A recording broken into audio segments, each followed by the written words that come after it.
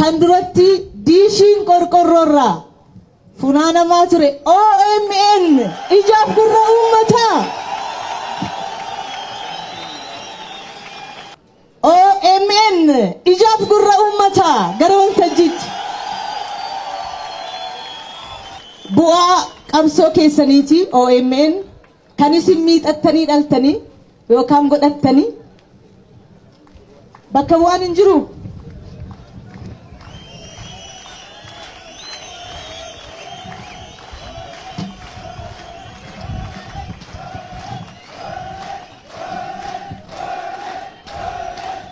Waancaa badhaafamu jechuudha. Waancaa isaanii biiroo isaanii keessa kaa'anii kutaa magaalaa Boolee nama galateeffachuu beeku, nama kabajuu beeku, aadaa beeku, duudhaa beeku, ijoollee abbaa gadaa itti yaadata jechuudha.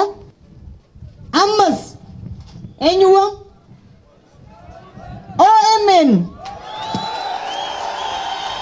ijaaf gurra uummataa.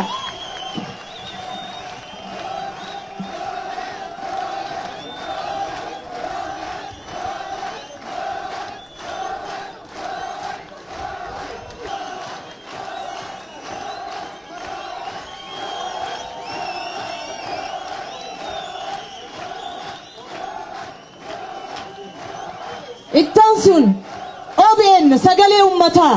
OBN sagalee uummataa.